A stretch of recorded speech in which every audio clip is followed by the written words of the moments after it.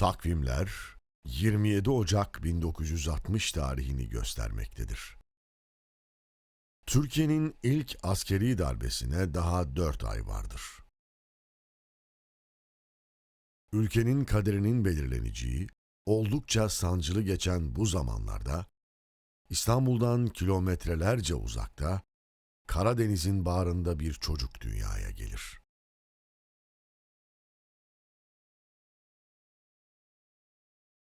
Halkın oyuyla seçilen bir başbakanın idamına giden yolun başlangıcı olan ihtilal yılı, bu çocuğun hayatının miladı olmuştur. Ama tarihsiz bir zamanda doğan bu çocuk, kendi tarihini kendi inşa edecek, okul bile olmayan bir köyden çıkıp, bütün dünyayı dolaşacak ve tarihe not düşüp, zamana noterlik edeceği belgeseller çekecektir. Bu çocuk bir modern zaman Evliya Çelebisi olan İsmail Kahraman'dan başkası değildir.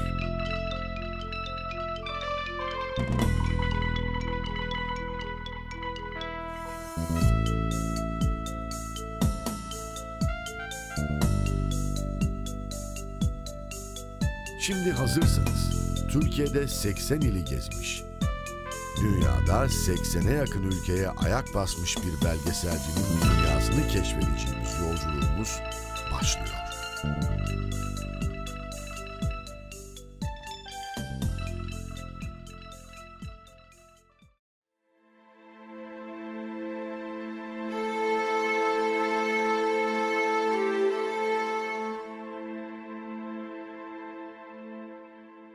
Hiç şüphesiz insan ilk önce doğduğu topraklara aittir. Yaşayacağı hayat o toprakların hikayesiyle başlar. Ve belki de kaderi o toprakların kaderiyle şekillenir. Bu yüzden İsmail Kahraman'ın hayatını anlatmadan önce zamanda geriye gitmemiz ve onun dünyaya geldiği bu topraklara yakından bir göz atmamız gerekir. Bu topraklar dar bir kıyı şeridi ve hemen ardından yükselen dağlarla Karadeniz dendiğinde akla ilk gelen şehirlerden birine aittir. Zengin ormanlarla bezeli dağların denize bakan yamaçlarını meşhur fındık bahçeleri süsler. Ama bu bereketli toprakları önemli kılan şey sadece büyüleyici doğası değil, kadim bir tarihe tanıklık etmiş olmasıdır. Türklerin Anadolu'ya gelişi çok eskilere dayanır. Sultan Alparslan'ın Anadolu'yu fethettiği 1071 yılından daha da önce Orta Asya'nın çeşitli bölgelerinden yola çıkan Türk boyları Anadolu'ya gelmiş ve bu toprakları vatan yapmıştır. Tabii ki Karadeniz'de Türk göçlerinden nasibini almıştır. Özellikle Giresun bölgesine Türkistan coğrafyası Maveraünnehir Siriderya boylarında yaşayan Oğuz Türklerinin Çepni boyu yerleşmiştir. Giresun'un Soğukpınar beldesinde bulunan Dikmen Köyü de bu göçler sonucu kurulan köylerden sadece bir tanesidir. Ama bu köy sıradan bir köy değildir. Bu köyü kuranların ataları Selçuklu'ya bağlı Bayramlı Emiroğulları Beyliği'nin kurucularıdır. Bayramlı Emiroğlu Beyliği, Trabzon Pontus Devleti'nden 60 yıl vergi almış önemli bir Selçuklu Beyliği'dir. 1461'de Trabzon'u fethetmeye gelen Fatih Sultan Mehmet, en büyük desteği Giresun yaylalarında yaşayan Çepni Türklerinden ve Bayramlı Beyliği'nden almıştır. Günümüzde Giresun yaylalarında bulunan birçok toplu şehitlik bunun en manidar kanıtıdır.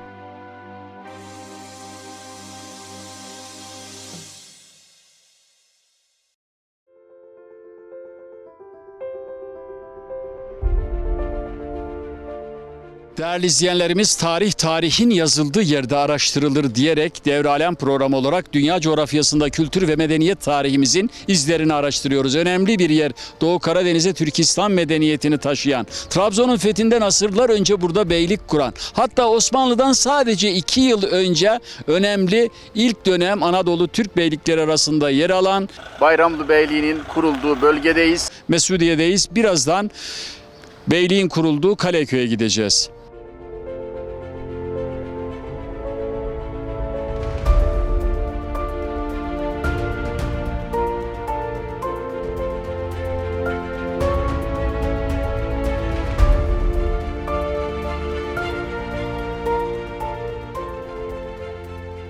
Mezar taşları bir medeniyetin manevi tapu senedi. Özellikle Türk İslam tarihinde mezar taşlarının ayrı bir yeri var. Kaleköy'deyiz. Hacı Emiroğulları Beyliği'nin kurulduğu yerde.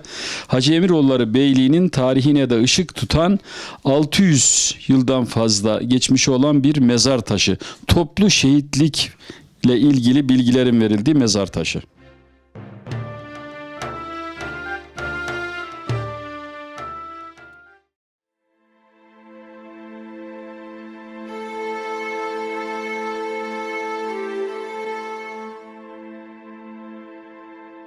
Yıl 1839. Tanzimat Fermanı'nın ilan edildiği yıllar. Doğu Karadeniz'in önemli ırmaklarından Harçit'e hakim tarihi bir köyde bir çocuk dünyaya gelir. Adı Hasan'dır. İleride Hasan Ağa olarak anılacak bu çocuk henüz 1 yaşında babasını kaybetmiştir. Babadan kalma bütün malları elinden alınan Hasan Ağa küçük yaşta hayat mücadelesine girişmiştir. Bunun sonucunda köye fındık ekim ve dikimi yapan ilk kişiler arasında yer almıştır. Yıllar içinde Hasan Ağa ile birlikte diktiği fındık ocakları büyümüş, geniş bahçeler haline gelmiştir. Hasan Ağa, fındık bahçelerini heyelandan korumak için o dönemde görülmeyecek çalışmalara imza atmış, derenin önüne yığdığı taşlarla derenin yönünü değiştirerek sel baskınlarını engellemiştir. Yıl 1853. Kırım Savaşları başladığında henüz 12 yaşında olan Hasan Ağa, köyünden Kırım'a giden askerleri uğurlar. Bu onun ilk kez bir savaşa şahit olduğu andır. Ama son olmayacaktır. Zira o bir milletin hayatta kalmak ve yeniden doğmak için defalarca çarpışmasına yıllar boyunca şahit olacaktır.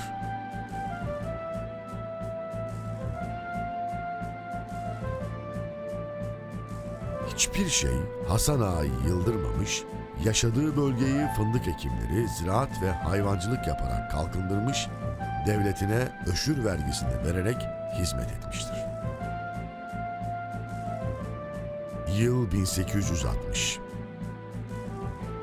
20'li yaşlarda bir delikanlı olan Hasan Ağa, köyün köklü ve eşref ailelerinden Esma Hanım'la evlenir. Yıl 1886. 47 yaşındaki Hasan Ağa'nın 5 kız çocuğundan sonra tek erkek evladı olan İbrahim dünyaya gelir. İbrahim biraz büyüyünce artık baba oğul beraber fındık bahçeleriyle ilgilenmeye başlar. Bir avuç fındık bahçesine vatan toprağı diyerek tutunan Hasan Ağa, günden güne güçten düşmekte olan devleti için her gün dua etmektedir. Yıl 1908. İkinci Abdülhamit'in İttihat ve Terakki tarafından tahttan indirildiği ve Selanik'e zorunlu ikamete tabi tutulduğu bir dönemde Hasan Ağa, oğlu İbrahim'i Kezban Hanım'la evlendirir. İbrahim'in Ali, Şaban ve Fadime adlarında 3 evladı böyle çalkantılı bir dönemde dünyaya gelir. Hasan Ağa, ilim ve hikmet sahibi, arif bir insandır. Devletin içinde bulunduğu durumu öğrenmek isteyen Hasan Ağa, torunu Ali'ye bir mecidiye verip onu şehre yollamış. Orada gördükleri ve duyduklarını gelip kendisine anlatmasını istemiştir. Belgeselimize konu olan İsmail'in hayatında çok önemli bir yeri olan halası Fadime, babasını savaşta şehit vermiş çocuklardan sadece birisidir. 1914 yılında babası İbrahim, 1. Cihan Harbi'nde ilan edilen seferberlikte silah altına alındığında Fadime henüz 4 yaşındadır. Babasını askere uğurlayanlar arasında savaşın ne olduğundan bir haber o da vardır. İbrahim, Balkan ve Kafkas Harbi'nde ilan edilen 1. Seferberlik'te de askere çağrılmıştır. O yıllarda tek oğlu olanlar bedel verebilme imkanına sahiptir. Köyün önemli şahsiyetlerinden olan, dini bütün ve mert biri olarak tanınan Hasan Ağa, bedelini vererek tek oğlu İbrahim'i yanında tutmuştur.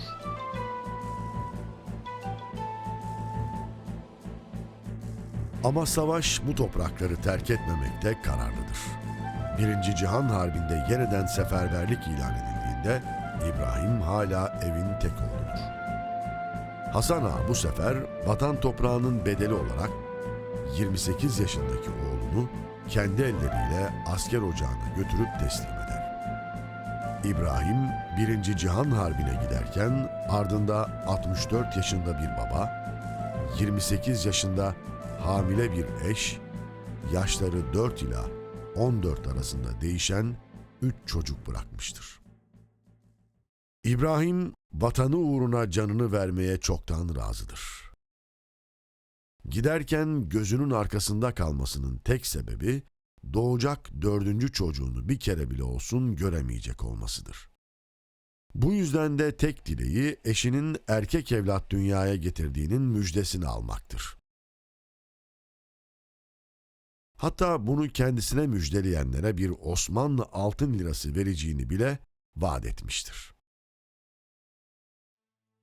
Kezban Hanım eşi İbrahim'i savaşa gönderdikten 3 ay sonra Mustafa adında bir erkek evlat dünyaya getirir.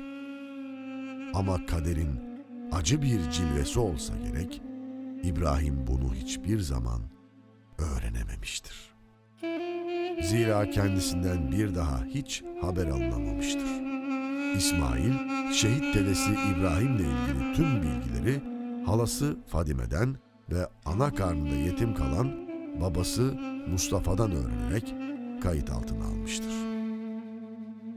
Öte yandan İsmail'in annesinin babası Şerefoğlu Mustafa ise aynı dönemde vatan savunması için Kafkas Cephesi Sarıkamış Harekatı'na gitmiştir. 22 Aralık 1914'te başlayan Başkomutan Vekili Enver Paşa'nın bizzat komuta ettiği Sarıkamış Harekatı 5 Ocak 1915'te mağlubiyetle sona ermiştir. Bu harekat sonucunda 90 bin Mehmetçik şehit düşerken 35 bin Rus askeri ölmüştür. Ayrıca binlerce askerimiz esir düşmüş ve Sibirya'daki esir kamplarına götürülmüştür. Esir düşenlerin arasında İsmail'in annesinin babası Mustafa da vardır. Mustafa 10 yıl Sibirya'da esir kalacak ve vatanına döndüğünde Türkçeyi bile unutmuş olacaktır. 1914, 15, 16 yıllarında binlerce, on binlerce Mehmetçi esir olarak geldiği lokomotifler balık istifi Mehmetçik taşır, soğuktur, aylar sürer Sibirya işlerine kadar ve on binlerce Mehmetçik şehit olur. Onların ruhunu şad etmek için Sibirya'ya geldik. En önemli kampların olduğu Güney Sibirya bölgesindeyiz. Ana karnında şehit yetimi olan İbrahimoğlu Mustafa'nın kara talihi bununla kalmamış, henüz 1 yaşındayken yakalandığı amansız çiçek hastalığı yüzünden bir gözünü kaybetmiştir. Mustafa'sını bağrına basan Kezban Hanım namazlarından sonra ellerini açıp dua ederken "Ya Rabbi, bu oğlumun 2 gözünden birini bana bağışla" diye dua edermiş. Gerçekten de çiçek hastalığı geçtiğinde küçük Mustafa'nın bir gözü kurtulmuştur. Küçük Mustafa büyümüş, göremeyen gözünün eksikliğini her şeyi gören kalp gözüyle gidermesini bilmiştir. Cumhuriyetin ilan edilmesinden hemen sonra 1924 yılında köydeki medrese ilkokul olarak açılır. Mustafa burada gördüğü eğitimle Osmanlıcayı çok iyi okur yazar hale gelmiştir. Harf inkılabı sonrasında Mustafa, Türkçeyi Latin alfabesiyle okuyup yazmayı da öğrenecektir. Ama ne yazık ki bu okul daha sonra köy ağalarının çıkar çatışmaları yüzünden yıkılacak, ilim ve irfan yuvası olan bu tarihi köy okulsuz kalacaktır. Eğitimini yarıda bırakmak zorunda kalan Mustafa kendini çalışmaya vermiştir. Ve yıllar yılları kovalarken o çok çalışmış, evlenmiş ve hayırlı evlat sahibi olmuştur. Bin bir çile ve sıkıntı çekerek büyüyen Şehit İbrahim'in oğlu Mustafa, birazdan hikayesine şahitlik edeceğiniz İsmail Kahraman'ın babasıdır. İsmail Kahraman, ünlü bir gazeteci olduktan sonra dedesinin mezarını bulmak için elinden geleni yapacak ve İbrahim'in 29 yaşındayken Sivas, Suşehri yakınlarında şehit olduğunu tespit edecektir. Araştırmasına Tirebolu Askerlik Şubesi'nde başlayan İsmail Kahraman, dedesinin askere alınarak önce Giresun, ardından da Sivas bölgesine sevk edildiğini gösteren resmi belgeyi gün ışığına çıkarmayı başaracaktır. Giresun Espiye ilçesi Dikmen köyünden Hasanoğlu İbrahim, askere celbedilip cepheye sevk edildi. Ağustos 1914. Tirebolu Askerlik Şubesi Başkanlığı. 1. Cihan Harbi şehitlerinden Hasanoğlu İbrahim vesilesiyle vatanımız için canını vermiş tüm şehitlerimizi rahmet, minnet ve şükranla anıyoruz.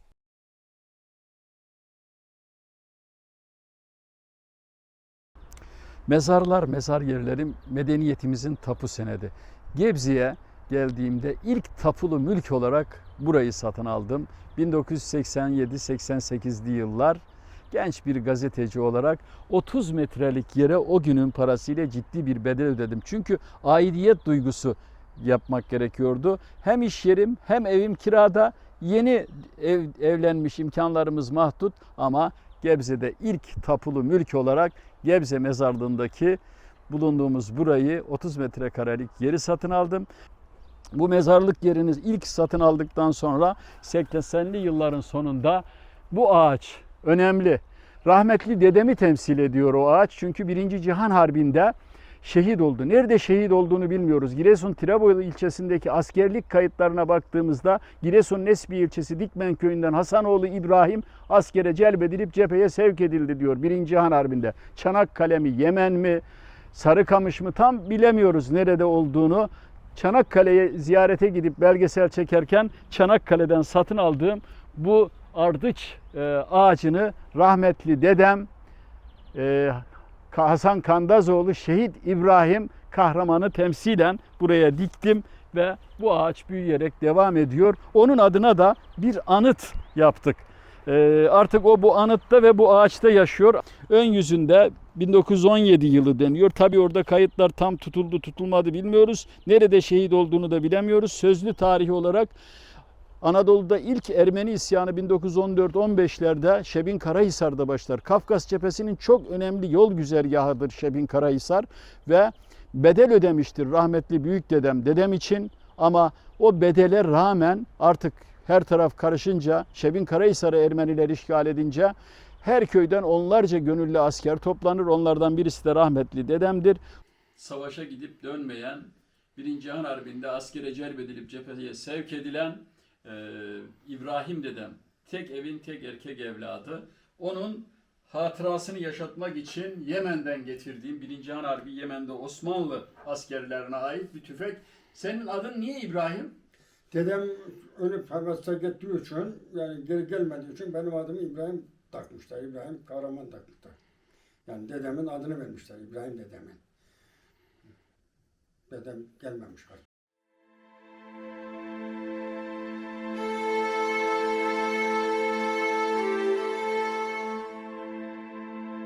Giresun'un Espiye ilçesi Soğukpınar beldesi Dikmen köyü. Geçmişin Dikmen Melikliği, tarihi Bayramoğlu nahiyesi. Denizle yayla arasında kalan göz alıcı güzelliğiyle büyüleyen bir Karadeniz köyü burası. Mustafa yaşadığı tüm zorluklara ve maddi imkansızlıklara rağmen geçmişini unutmamış, doğduğu toprakları terk etmemiştir. Atalarından yadigar eski bir köm evinde güzel bir aile kurmayı başarmıştır. Ve İsmail Kahraman 7 çocuklu fakir bir ailenin 4. çocuğu olarak bu evde hayata merhaba demiştir. Hayatın küçük İsmail'e ilk sürprizi askeri darbe olmuştur olmasına ama köyde yaşamak onu bu karmaşadan nispeten de olsa uzak tutmuştur. Yaşayacakları farklı olsa da küçük İsmail'i tıpkı babası ve hatta dedesi gibi acı tatlı olaylarla bezeli çetin bir yol beklemektedir. Kar demek, bereket ve rahmet demektir. Kar demek, temizlik ve güzellik demektir. Kar demek, hayat demektir. Ama o yıllarda kış ayları çok zor geçmektedir. Yeryüzünü beyaza boyayan kış mevsimi, yürekleri karartan soğuktan bıkan halk tarafından kara kış olarak anılmaktadır. İsmail de 1 saatlik mesafedeki başka bir köyde bulunan okula yürürken diğer tüm çocuklar gibi okul sobası için yakacak odununu yanında taşırdı. Okumaya aşık bu çocuk okulun ilk günlerinde zekasıyla öğretmenini şaşırtacak ve 1. sınıfı okumadan doğrudan 2. sınıfa geçecek. Derslerini ihmal etmeyen, büyük bir okuma aşkıyla ödevlerini tamamlayan İsmail bir yandan da bitmek tükenmek bilmeyen bir azimle ev halkına yardım etmekteydi. O çocuk bedeniyle sırtlandığı yükler yetişkinleri bile aman dedirtecek cinstendi. İsmail'in bir an olsun boş durma lüksü yoktu. Koyunlara yeşillik yedirmek için kışlada kar kürerdi. 3 saatlik mesafeden taflan alanı kesip taşırdı. Koca mısır çuvalıyla değirmenin yolunu tutardı. Isınmak için kar, yağmur demeden eve sırtında odun taşırdı. Ayağında anasının ördüğü yünden bir çorap, üstünde kara lastik denilen eski bir pabuç, kara kışa meydan okurcasına karları adımlıya adımlıya işini yapmayı sürdürürdü. Öyle bir adanmışlıktı ki bu. Pabuçları delinir, çorapları yırtılır, ayakları soğuktan donacak gibi olur, canı çok yanardı. Ama asla vazgeçmezdi. Kim bilir, belki de yıllar sonra gazeteci ve belgeselci olduğunda karşılaştığı tüm zorluklara kolaylıkla göğüs germeyi kara kıştan öğrenmişti. Sadece 13 yıl kaldığı bu köy, onun hayata bakışını şekillendirecek, ona sarsılmaz bir inanç verecek ve tıpkı doğduğu ve büyüdüğü bu topraklar gibi tüm felaketler karşısında dik durmayı öğretecekti. Şüphesiz doğa onun en büyük öğretmeni olmuştu. Doğadan öğrendikleri onu bedensel olarak güçlendirmesine ama henüz küçük yaşta bedensel gücünü akıl gücüyle desteklemesi gerektiğini anlamıştı. İsmail'in bu anlamda unutamadığı 3 öğretmeni vardı. Babası Mustafa, annesi Emine ve halası Fadime'ydi. Babasından cesareti, annesinden adaleti öğrenen İsmail, ona okuma aşkını aşılayan halasındansa feraseti almıştı. Elbette İsmail babası ve annesini çok severdi. Ama onu bakıp büyüten, adeta ikinci annesi olan Fadime halasının yeri İsmail için başkaydı. Akşamları evde okunan Siyer-i Nebi ve Cenk kitapları sayesinde İsmail'in küçük dünyası büyümüş, hayalleri zihnine sığmaz olmuştu. Karlar erimiş, çağlayan derelere karışmıştı. Köydeki yıpratıcı hayata rağmen İsmail ilkokulu başarıyla bitirmişti. Ama okula devam etmesi için köyden ayrılması gerekmekteydi. İsmail'in köyden yeni bir hayat için ayrıldığı o gün, bir kartal yuvasını andıran dağları örten sis dağılmış, güneş yeryüzüne berrak bir mavilik kazandırmıştı. Bu yeni yolculuk onun için yeni umutlar demekti.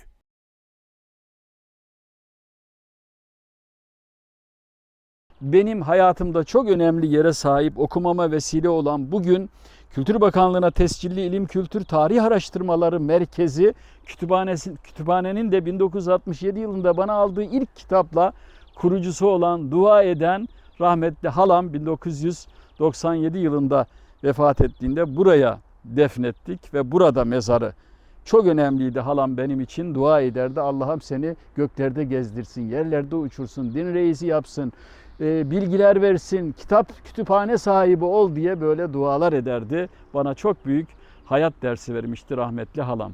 Kandaz kızı Fadime Hala Değirmeni. Bu değirmenin yapıldığı dönemi dün gibi hatırlıyorum. 4 yaşında çocuktum. Değirmenin taşı Yaldere'den, Dalıp'tan gelmişti.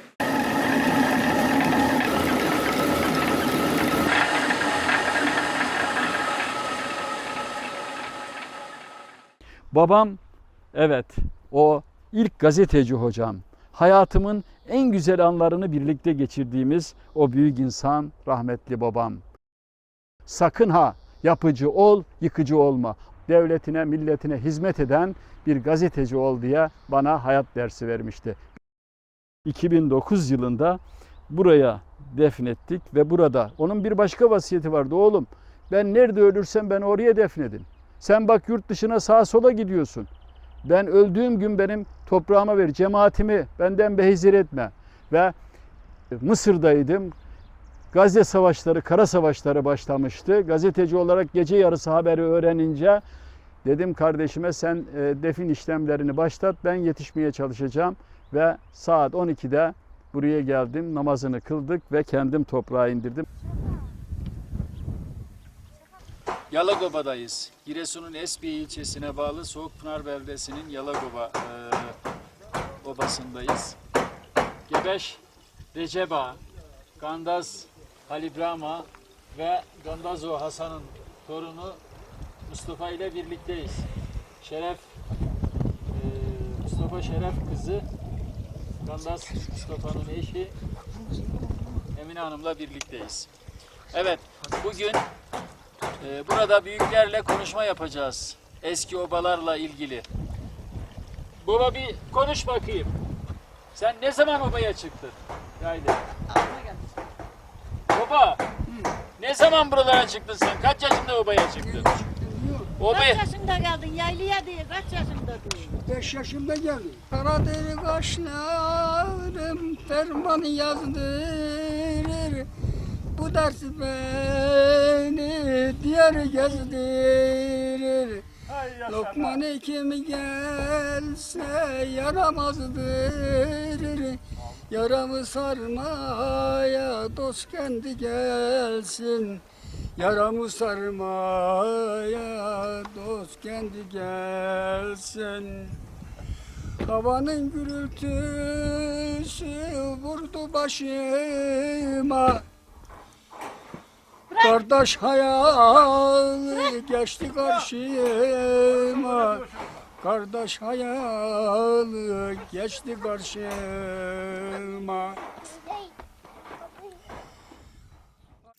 Rahmetli babamın adına gürül gürül akan bir güzel çeşme ve kardeşler olarak yapıp bu çeşmeyi hayır hizmeti olarak sunduk ve o sudan da bir bardak su içmek hakikaten güzel yayla yolunda. Evet, su gibi aziz olun tüm geçmişlerimizin ruhu için. Rahmetli babamın şahsında ebediyetiyle intikal eden tüm babaların ruhu için, Allah rızası için El Fatiha. Ne yapıyorsunuz? Bir örün bakalım. Cura börüyor. Nasıl cura börüyorsun? İşte ha böyle. Hadi ör bakalım. Ha. Hadi bakalım. Bunu sen mi ördün? Hadi bakalım, hadi bakalım. Evet, gördüğünüz gibi değerli izleyenlerimiz 95 yaşına yakın bir hanımefendi. Özlüyor musunuz memleketi? Nasıl? Niye çok uzun süre? Nereleri özlüyorsun Giresun'da? Giresun'da memleketimi özlüyorum. Gezdiğim, vardığım yerler aklıma geliyor. Yalnız olduğum gibi düşünüyorum onları.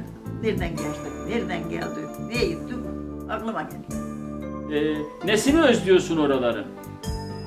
İhelliğini, suyunu, selini.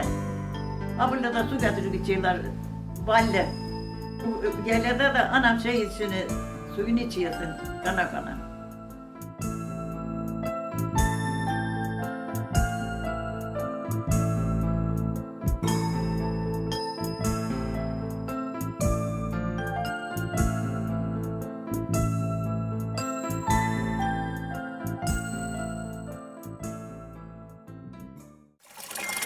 Anacığızımın çeşmesi. Evet, bu çeşmeyi yaparken anacığızım vasiyet etmişti ve bizzat kendisi nezaret etmişti. Kardeşlerimize birlikte bu çeşmeyi yaptık ve yol güzergahında, yayla yolunda, Akkunduz'da hep gelip gidip su içeriz. Anamın ve tüm anaların ruhu için, Allah rızası için anamın çeşmesinden El Fatiha.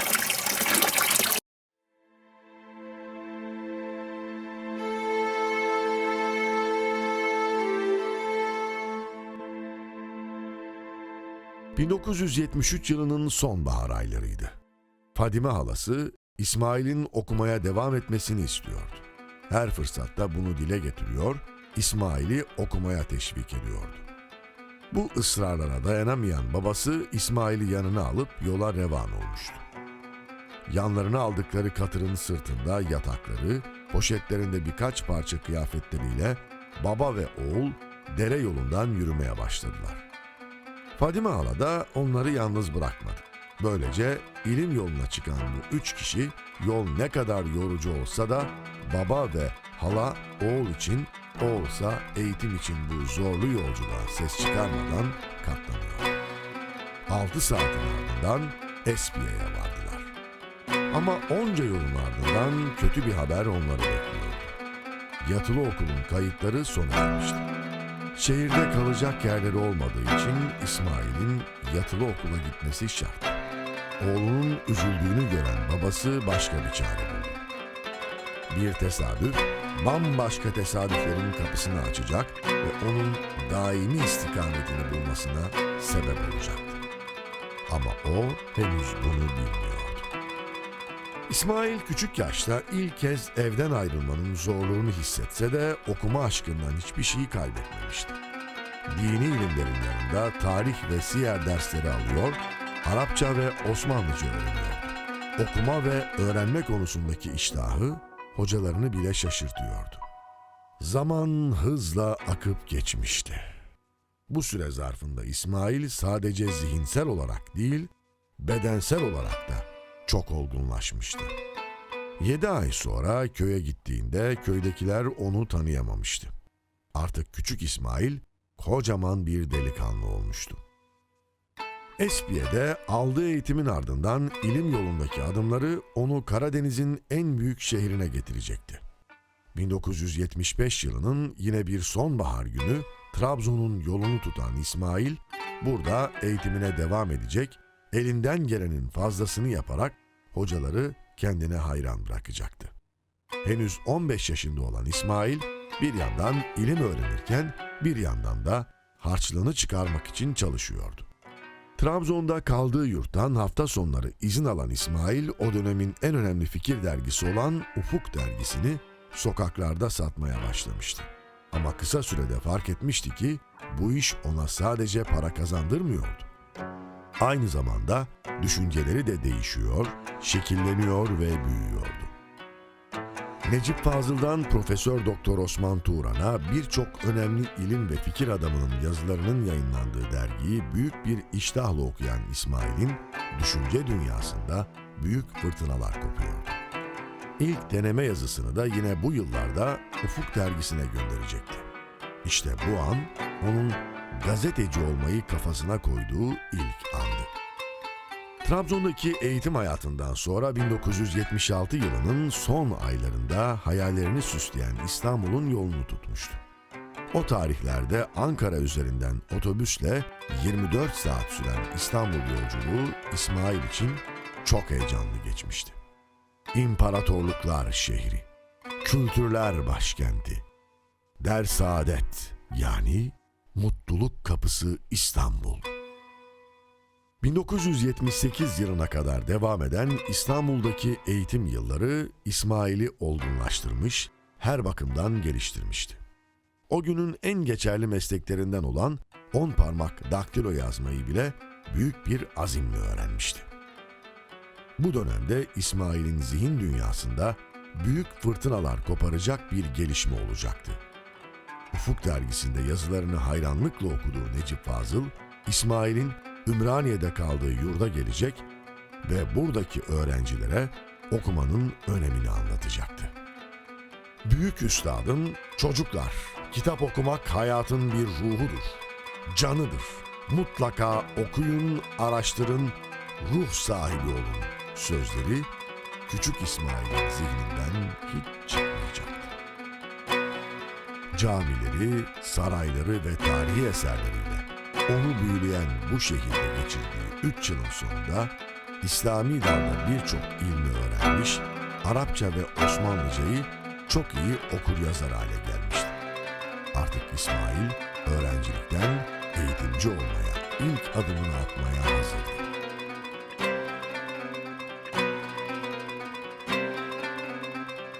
...1978 yılının Haziran ayında Kocaeli'nin Gebze ilçesine gelen İsmail'in henüz bilmese de bu kadim topraklar kaderini tamamen değiştirecekti.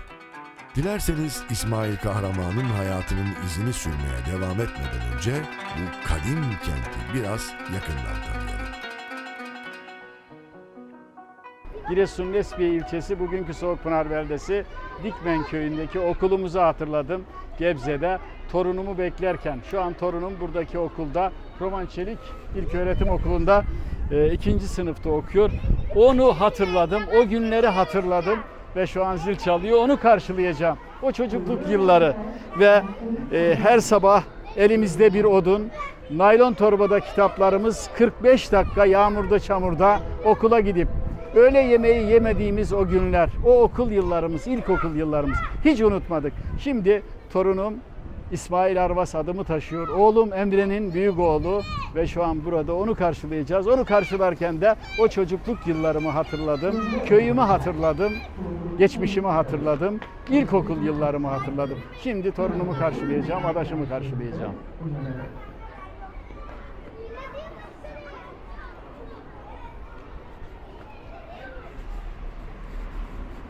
Ben de böyle gidiyordum okula sabah. Sana nasıl 1967-68'li yıllar. İlkokula geldiğimde 1. sınıfta otururken hoca dedi, bu öğretmenimiz dedi, bu kim şu sipsivri olan? Dediler ki bu İsmail Kahraman. Ama bu okuyup yazıyor dediler. Beni hemen bir imtihan ettiler. Ben 1. sınıfı sadece 3 saat okudum. Sabah gelirdik, soba şurada yanardı. Tabii öğle yemeğine falan gidemezdik. Evle buranın arası tam 40 dakikaydı yaya. Çamur, yağmur. Burası Soğukpınar beldesi, Dikmen köyü mahallesi müzesi olmalı. Ve burada yaşayan insanların fotoğrafları, okuyanların fotoğrafları burada sergilenmeli. Zira burası bir şehit adına, Özgür Özdemir şehidinin adına yapılan bir yer.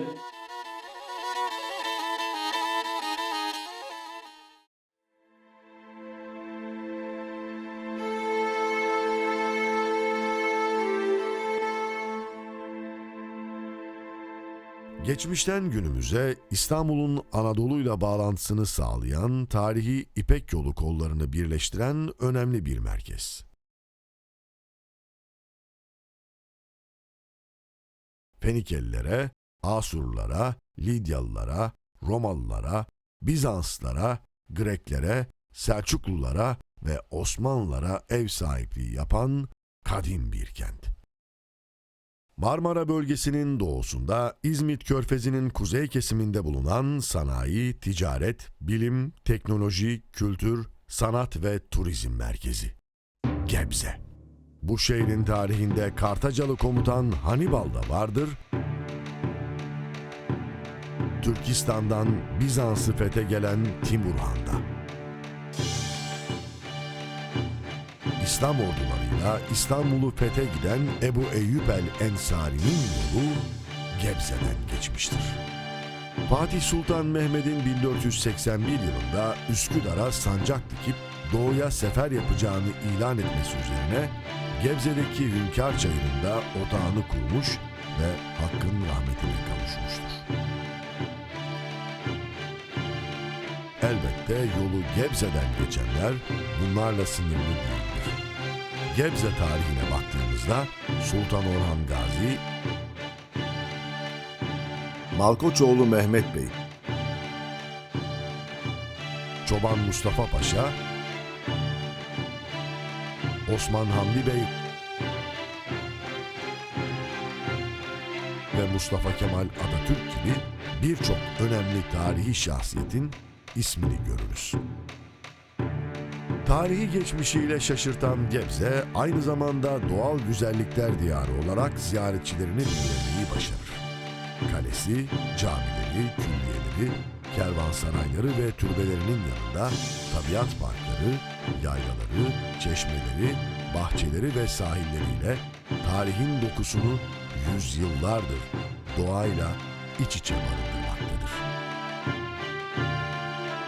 Gebze, 1323 yılında Osman Gazi'nin kumandanlarından Akçakoca'nın oğlu İlyas Bey tarafından fethedilerek Osmanlı topraklarına katılmıştır.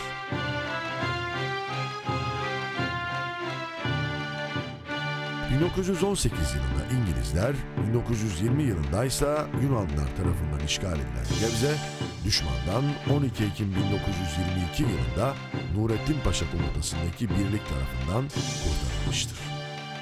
Osmanlılar döneminde Kastamonu sancağı ve İstanbul'a bağlı bir ilçeyken 20 Nisan 1924 yılında yapılan bir değişiklikle Kocaeli iline bağlanmıştır. Tarihi seyir içinde adı birkaç kez değişen ve adını Gekbuse'den alan Gebze'de bir zamanlar Merkez, Darıca, Mollafenari ve Taşköprü nahiyelerine bağlı Yarımca'dan Tuzla'ya kadar onlarca köy bulunuyordu. Bu köylerin birçoğu bugün ilçe merkezi ve belediye haline getirilerek İstanbul ve İzmit'e bağlandı. Son olarak 2008 yılında Gebze bir kez daha bölündü. Darıca, Gülovası ve Çayırova Gebze'den ayrılarak ilçe haline geldi. Evet, Çoban Mustafa Paşa Hazretleri, ideolumuz, vakıf ruhu veren, o külliyenin ihtişamını gördüğüm ve Gebze'de kalmamıza, belki belgeselci olmamızın bir başka noktası da işte bu zat. Bir vakıf insanı, bir devlet adamı, paşa, kültür insanı, en önemli kütüphaneyi kurmuştu Gebze'ye ve halen o kitapların büyük bir kısmı Türk İslam Eserleri Müzesi'nde.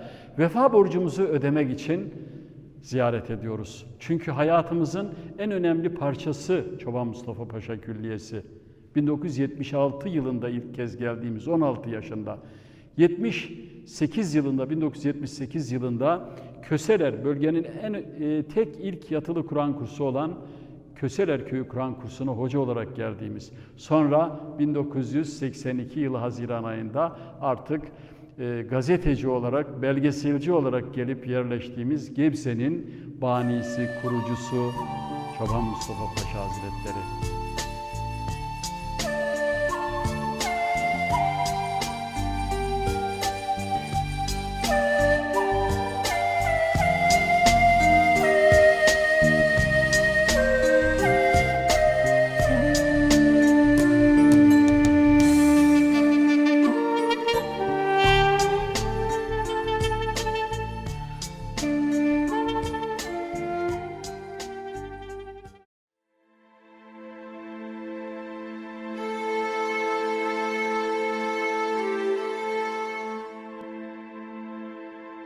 18 yaşındaki İsmail, Gebze'nin Köseler köyündeki yatılı Kur'an kursunda 60'a yakın talebenin sorumluluğunu omuzlarına almış genç bir eğitimciydi artık.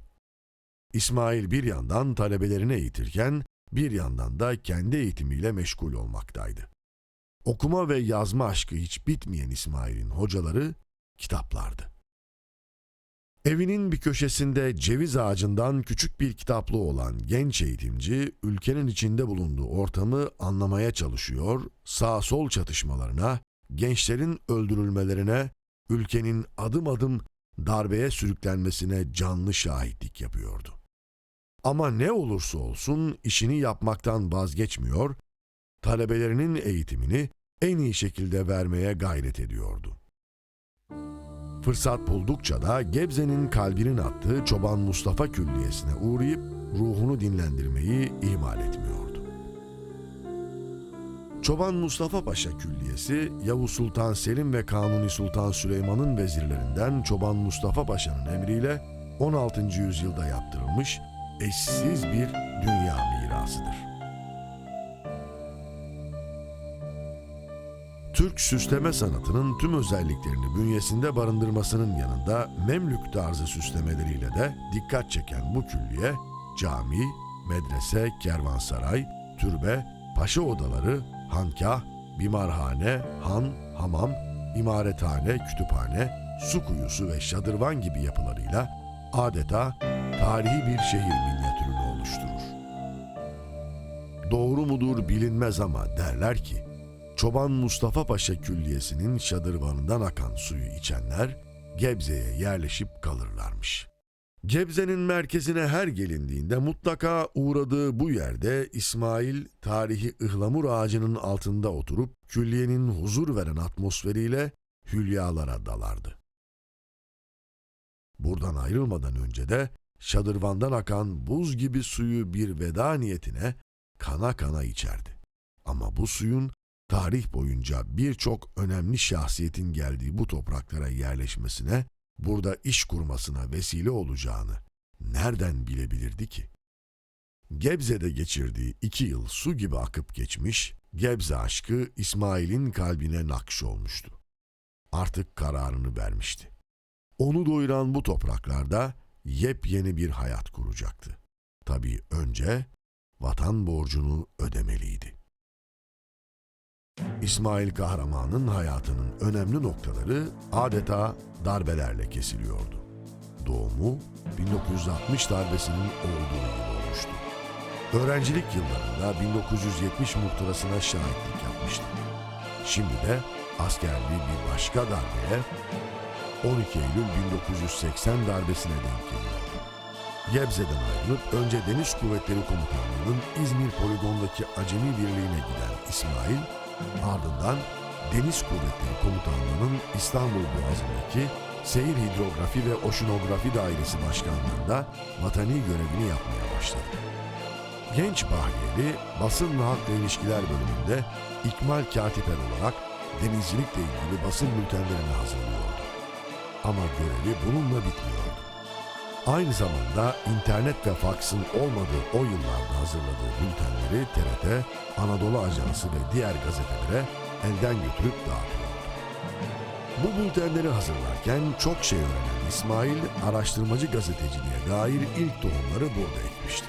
Aynı zamanda ünlü bir gazeteciyle beraber askerlik yapması, gazetecilik konusunda önemli bilgiler öğrenmesini sağlamış, hayallerine giden yolda adımları daha sağlam basmasına sebep olmuştu. Tarihi vakıf eserleri, tarihi eserler hep hayatımı yakından ilgilendirdi. Çocukluk aşkım diyebileceğim o tarihi eserler.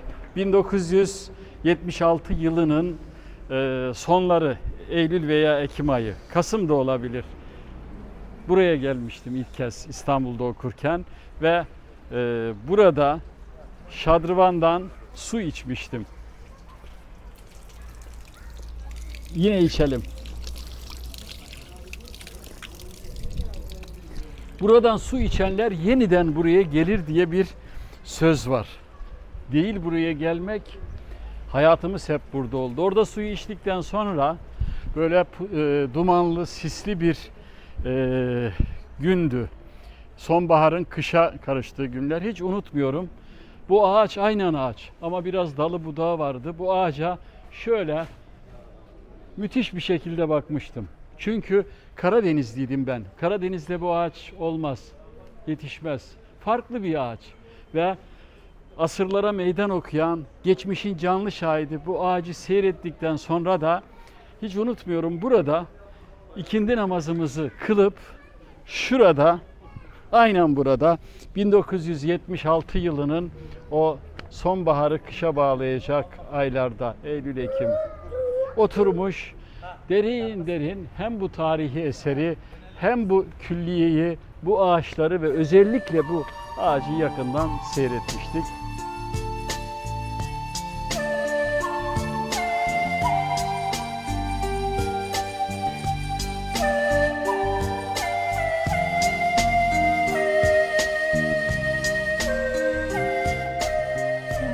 Gebze'nin kalbinin attığı Çoban Mustafa Paşa Külliyesi o daha 16 yaşında ilk kez geldiğim Gebze'de sonra yerleşmemiz ve burada kalmamız hep hayatımın dönüm noktasını oluşturmuştu. Ve zaman zaman Çoban Mustafa Paşa Külliyesi'ne gelerek deyim yerindeyse buradan ilham almaktaydım. Mesela bir kütüphane kurma fikrim Çoban Mustafa Paşa'nın hemen arkamızdaki bu kütüphanesiyle ilgili yaptığım araştırmada yüzlerce ciltlik kitapların olduğunu ve bir vakıf medeniyeti olduğunu öğrenince İlim Kültür Tarih Araştırmaları Merkezi kütüphanesini kurmaya karar verdim.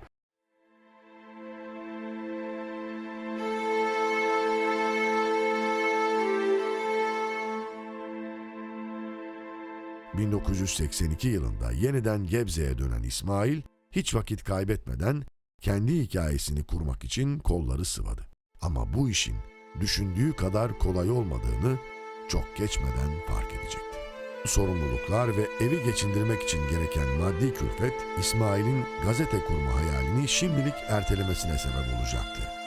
Kendine küçük bir kırtasiye dükkanı açan İsmail, gönlündeki gazetecilik aşkına söz geçiremediği için haftalık gazete Uyanış'a yazılar yazmaya başladı. Bu henüz başlangıçtı. Yazdıkça hafifliyor ama araştırdıkça yazacak daha çok şey olduğunu fark ediyordu. TRT ve Anadolu Ajansı başta olmak üzere Türk Haberler Ajansı, Tercüman, Hürriyet Haber Ajansı, Türkiye ve Kocaeli gazetelerinin Gebze temsilciliklerini üstlenen İsmail, günler ayları kovalarken gazetecilik konusunda oldukça deneyim kazandı.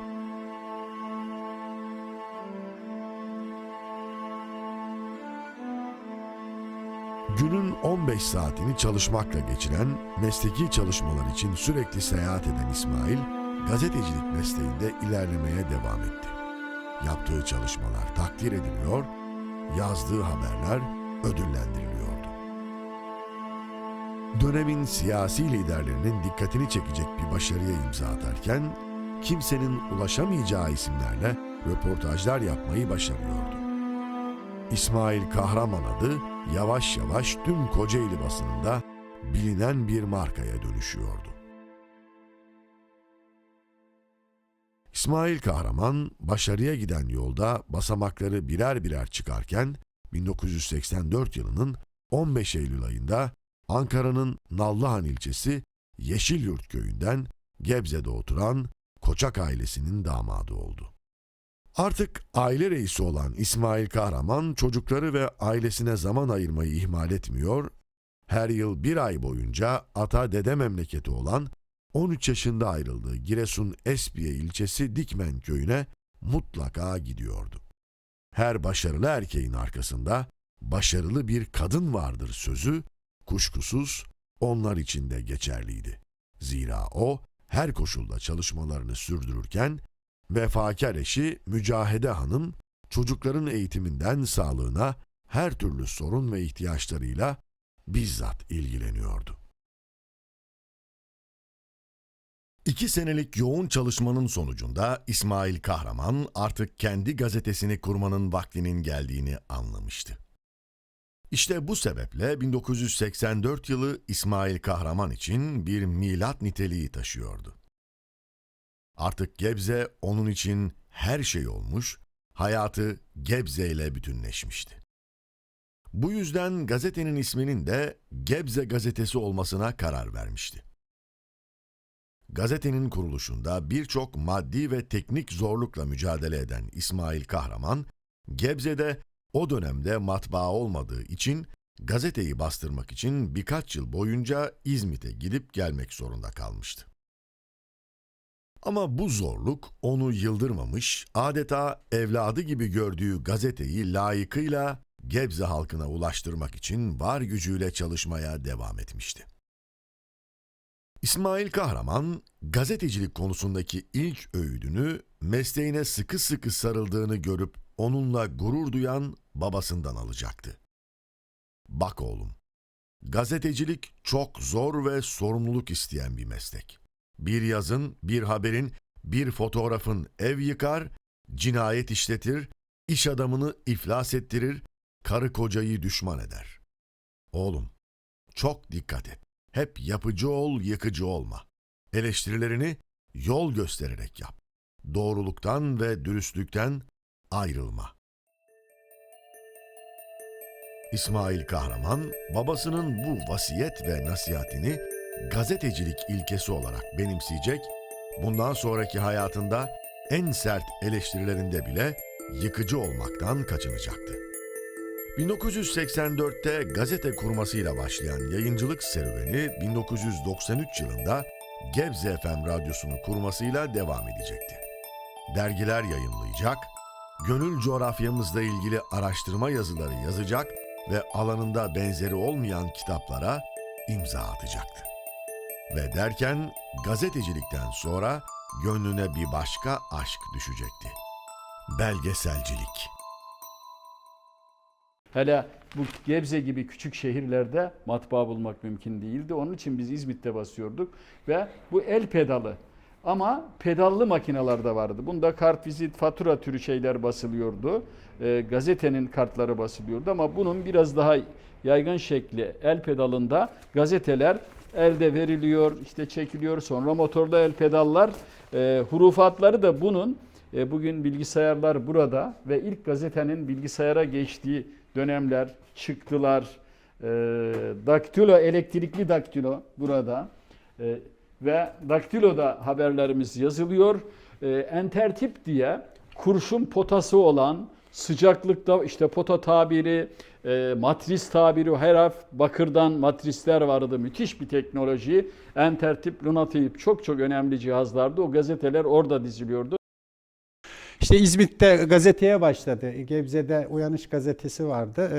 Uyanış'tan sonra abim iki ortak, İsmail Kahraman iki ortak gazete çıkarttılar. Gebze gazetesi diye. İzmit'te basılıyordu. İzmit'te akşamları gider gazeteyi alır. Akşamdan gazeteyi dağıtır. Ertesi sabah saat 6'da kalkar okula gider gelirdim. Bir sene böyle devam etti. Ve kendi gazetemizi 1985'te kurduk abimle beraber. Yeni Gebze gazetesi olarak. İlk gazeteyi tipo olarak basardık. Tipo dediğimiz kurşunlara harfleri dizerdik. İşte şunlar kurşun bunlar. Bunlar başlıkları bunlarla beraber dizerdik. Küçük yazıları da entertip dediğimiz daktilonun büyük bir makinesi olarak böyle satır satır dizilir ve kalıplar halinde gazeteyi bu şekilde basardık. Bu kağıtlar şu an yurt dışından geliyor ve bu kağıtları görünce SEKA hatırıma gelir ve 1980'li yıllarda SEKA'dan gazete kağıdı tahsisi aldığımız o günler hatırıma gelir ve valilik aracılığıyla gazetelere özel fiyatlar uygulanıyordu ve biz SEKA'dan, ki SEKA İzmit 1934'te temeli atılmıştı ama Kocaeli'de, İzmit'te kağıt fabrikası 1745'lerde İzmit sancağına bağlı Osmanlı döneminde Yalagabat'ta çıkıyordu. Kağıt kültürdü, tarihti, medeniyetti. Türkiye Cumhuriyeti'nin ilk kağıt fabrikası SEKA İzmit müessesesinde 1980'li yıllarda kağıdı alır, Gebze'ye gelir. O zaman tipo basımdı. Bunlar şu an otomatik baskı. Bakınız şu an kalıpta görüyorsunuz. Gebze yazıyor. İşte 2 üniteli, yani bir anda 2 renk basabilen kağıda bir matbaa. Ama önceden tipoydu. Şu anda bunlar offset teknoloji. O tipolar çok gerilerde kaldı.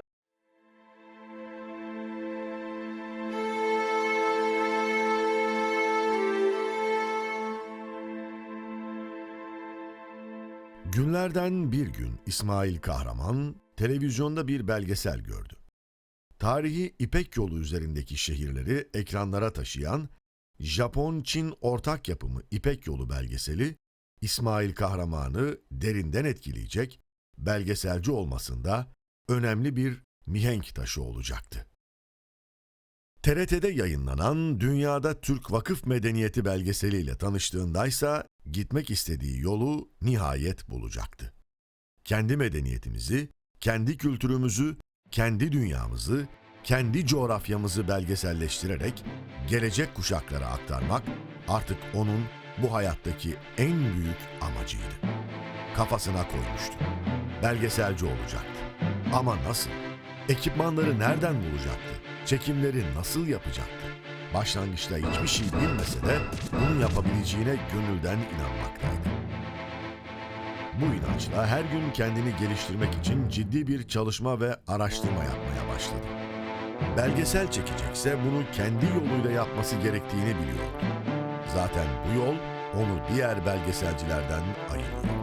İsmail Kahraman, imkanlarını göz önünde bulundurduğunda, deyim yerindeyse tek kişilik bir ordu gibi belgesel çekmeye karar verdi. Onun bunu yapamayacağına dair tüm itirazlara rağmen gittiği yerlerde kameramanlığı, yönetmenliği ve sunuculuğu kendi yaparak yepyeni bir belgeselcilik örneği ortaya koymayı başardı. İlk çektiği belgesel Gebze belgeseliydi. Aslında bu pek şaşırtıcı bir şey değildi. Nerelisin dendiğinde gururla Gebzeliyim diyen İsmail Kahraman, kaderini kökten değiştiren bu kente vefa borcunu işte bu belgeselle ödüyordu. 1998 yılında Gebze'de çektiği bu ilk belgesel bugün hala ulusal ve bölgesel kanallarda gösterilmektedir. İlk belgeselinde yakaladığı bu zamansız dil, bundan sonraki belgesellerinde de karşımıza çıkacaktı. İkinci çektiği Çanakkale Şehitler Mahşeri ile belgesellerine son sürat devam edecekti.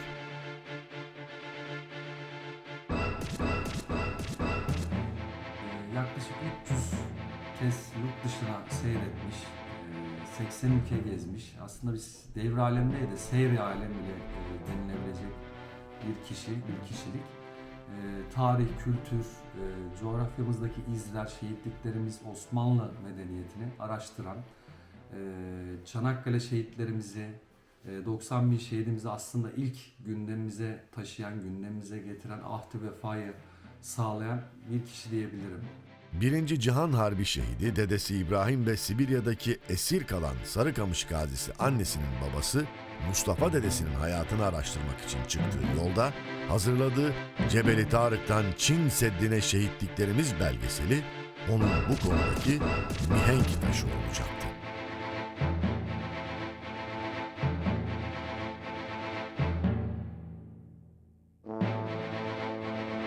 Ama aklı hep çekmek istediği Bulgaristan belgeselindeydi.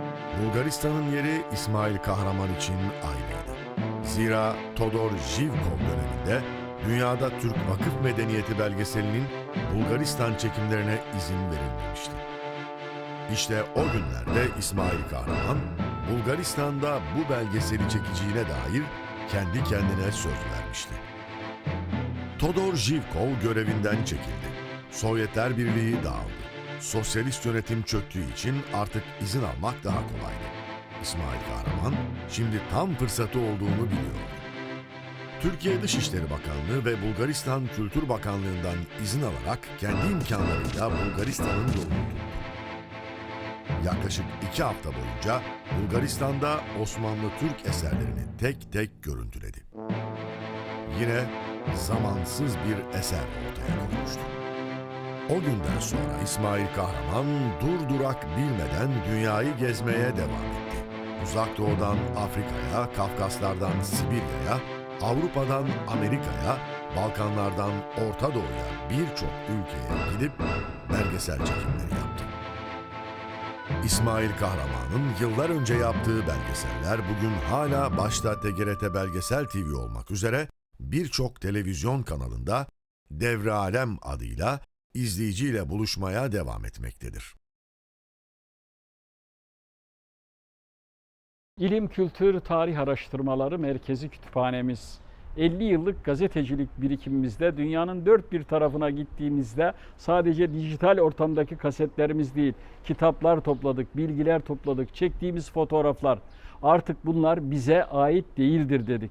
Bu toplumundur diyerek Kocaeli Valiliğine başvurup buranın özel ilim, kültür, tarih araştırmaları merkezi kütüphanesi olmasını istedik. Yetkililer geldi, raporlar hazırlandı. Artık burası ilim, kültür, tarih araştırmaları merkezi kütüphanesi.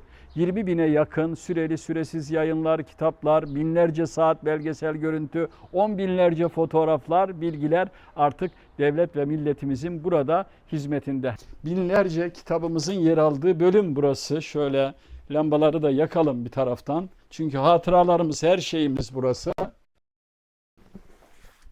1975-76 yıllarında ilk gazeteciliğe başlamamıza vesile olan Ufuk Gazetesi ve o dönem 300 bin tirajı olan bir gazete. Nutuk kitabı. Şöyle yaklaşalım.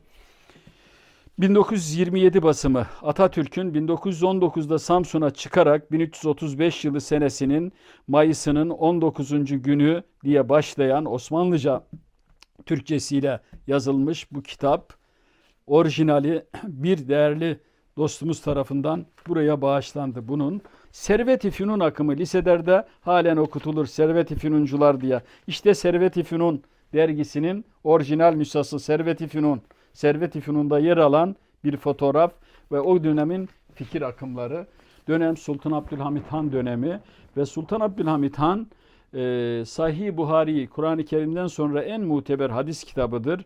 Onu 9 cilt halinde bastırır, 5 cildidir burada. İslam coğrafyasına dağıtır. Onun bir takımı burada. Neden kitap ve kütüphaneye önem verdik? Evet, rahmetli halamın o vasiyetiydi. İlk aldığım hediye kitaptı. 1967 yılı, daha 7 yaşında bir çocuk. Kitap önemliydi. Ve o kütüphaneyi bana anlatırdı. Hatta o dönem radyo televizyonların olmadığı dönemlerde Peygamber Efendimizin hayatını anlatan Siyer-i Nebiler, Cenk kitapları okutulurdu. Okunurdu ve insanlar dinlerdi. Çıragmanlarda bir takım çalı çörpüt okulur, onun ışığında okunurdu. Çünkü gaz yağı yoktu ve hayat böyle sıkıntılı dönemlerdi. O dönemlerde televizyonun, radyonun olmadığı dönemlerde o köydeki kitaplar en önemli değerdi, en önemli çalışmaydı. Hatta rahmetli büyük dedem büyük torununu şehre gönderip oğlum şu para bitene kadar ye iç, kahvelerde neler konuşuluyor gel bana anlat dediği tarihler 1901'li yıllar, 1910'lu 15'li yıllar, yani dünyanın o karmaşık olduğu Birinci Cihan Harbi dönemlerinde o büyük dedem dünyada olup biteni bilmek ve anlamak istiyordu. Belki bu kadar o bilişime, haberleşmeye, medyaya ki bugünkü deyimle önem veren bir dedenin, büyük dedenin bir torunu olarak biz de dünyadaki olup bitenleri hem tespit edip hem de çok sayıda televizyonda bilabedel kültür hizmeti olarak yayınlatırken burayı da devlet ve milletimizin hizmetine açtık. Beni en çok Afrika'da bana verilen bu hediye hiç unutmuyorum. Çünkü kağıt sıkıntısı, fakirlik had safhada ve bu bir Kur'an-ı Kerim. Öğrenciler, çocuklar bunu alıyorlar ve öğreniyorlar, tekrar siliyorlar. Bu Kur'an-ı Kerim'in levhalarda yazılmış hali. Bismillahirrahmanirrahim. İnna fetahna leke fethan mübina liyagfirakumullahu ma tegaddeme min zenbike ve ma teahhara diye Fetih suresinin yazıldığı bir Kur'an-ı Kerim levhası. Öğrenciler buradan Kur'an-ı Kerim okuyordu. Çad'ın başkenti Diyajamina'da bu hediye bana verilmişti. Tarihler 2007 yılıydı.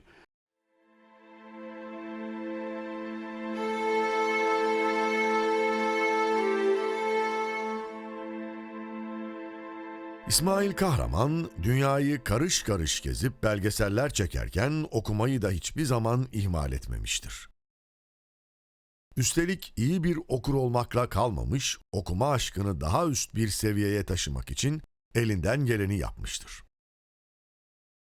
Henüz çocukken Fadime halasının ona verdiği ilk kitabın ardından aklına düşen kütüphane kurma fikrini yarım asırlık bir birikim sonucunda takvimler 2018 yılının Temmuz ayını gösterdiğinde hayata geçirmiştir. Kocaeli Valiliği'nin olurlarıyla kurulan İlim, Kültür, Tarih ve Teknoloji Araştırma Merkezi Kütüphanesi, Kocaeli bölgesinin ilk özel araştırma kütüphanesi olma özelliğine sahiptir. Kütüphane, 20 bin civarında kitap ve derginin yanı sıra on binlerce fotoğraf, bilgi, belge ve dokümanı bünyesinde barındırmaktadır.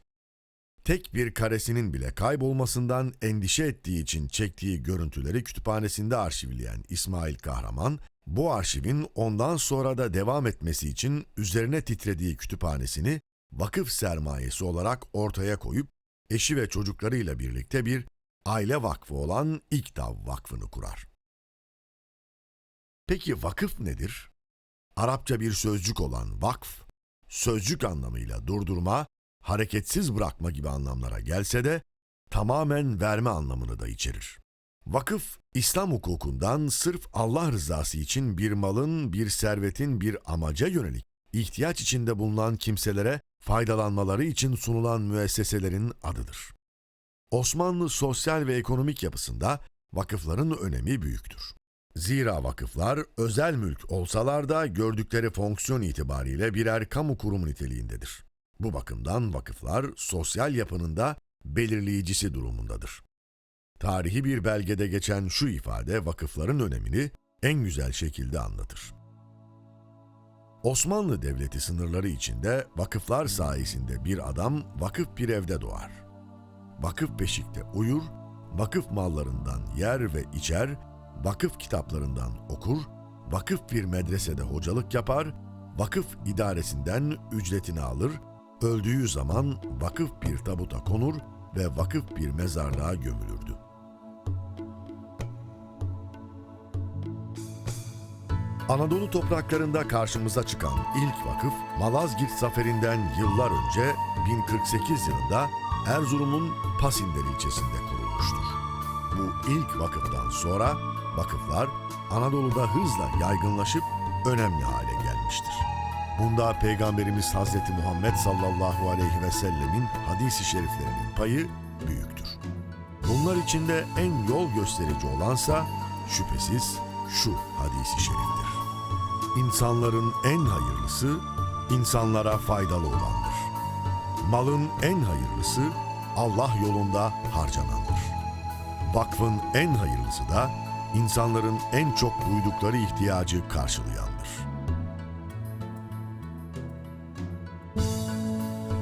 Vakıf, ilim, irfan, tarih, kültür ve medeniyettir. Vakıf, geçmişten geleceğe hizmet ve gönül köprüsüdür. Gebze, Osmanlı topraklarına katıldıktan sonra kurulan ilk kurumlardan birisi Sultan Orhan'ın vakfıdır. Sultan Orhan'ın kurduğu bu vakfın, Gebze'nin bir İslam şehri olmasında etkisi çok büyüktür.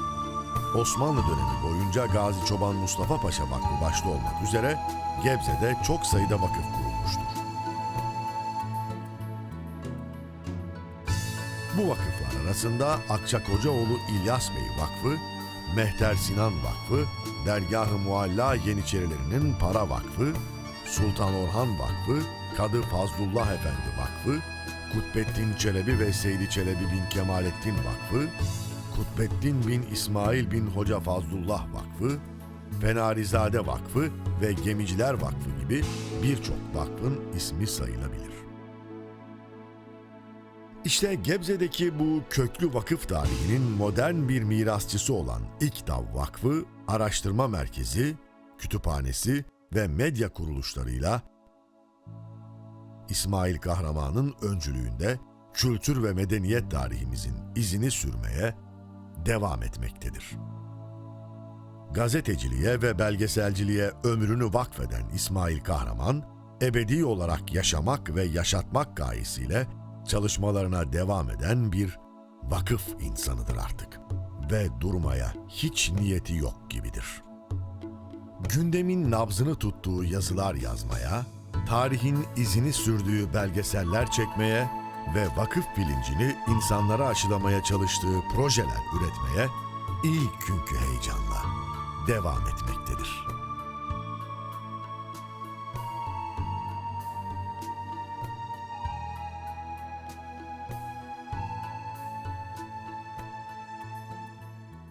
Ömür dediğin nedir ki? Bir varmış, bir yokmuş. İnsanoğlu eser ve hizmetleriyle yaşar. Baki kalan gök kubbede hoş bir sedaymış. Ve bizim hayatımızın en değerli varlığı. Bir ömür Daha 7 yaşında ilk kitabımızı rahmetli halam hediye etmişti. O gelişti, büyüdü ve böyle bir geniş kütüphane oldu. On binlerce kitap, yayın, belge, döküman, bilgi ve belgeselin olduğu yer. Evet, hayat fani dedik ama 50 yıllık bir geçmiş, önemli bir kütüphane ve bir vakıf. Ve sadece bizim hayatımız değil, 80'e yakın ülke ve Türkiye'nin birçok ilinin eser ve kitaplarının bulunduğu yer burası. İlim, kültür, tarih araştırmaları merkezi.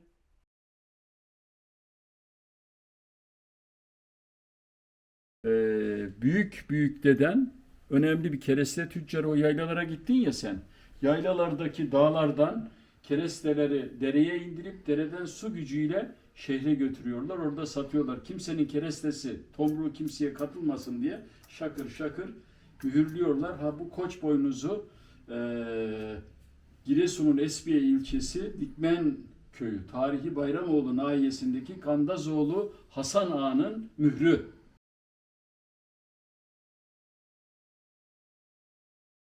Kandazoğulları. Kandazoğulları aslında Han Bozoğulları. Timur Han'ı, Timur Lenk'i biliyor musun? Timur Han'ı. Timur Han'ın baş veziri, başbakanının sülalesindeniz. Han Boz, Bozkırların Hanı. Orta Asya'daki Bozkırların Hanı'nın biz evlatlarıyız. 1000 yıl önce gelmişiz buralara. Nereden gelmişiz? Ta bugünkü Amuderya kenarı, Türkistan, Yesi'den, Ahmet Yesevi, Farabi, onun hemen köyünün yakın yerinden, Kondos köyünden.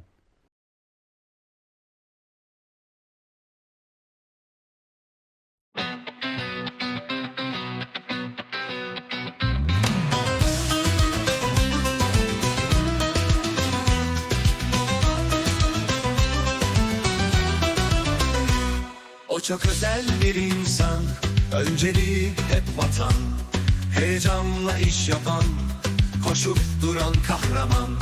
Marka olan bir insan, her zorluğa dayanan, hayatıdır bir roman, ecdadıdır kahraman. Gelip geçer dünyadan, emekleri durmadan, kimseye aldırmadan, koşar gider kahraman.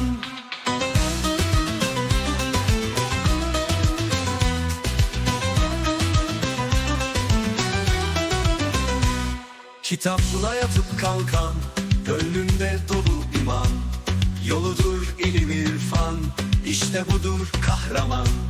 Oku der hep durmadan, bilimdir aydınlatan, hayata değer katan, işte budur kahraman, işte odur kahraman. İşte İsmail Kahraman.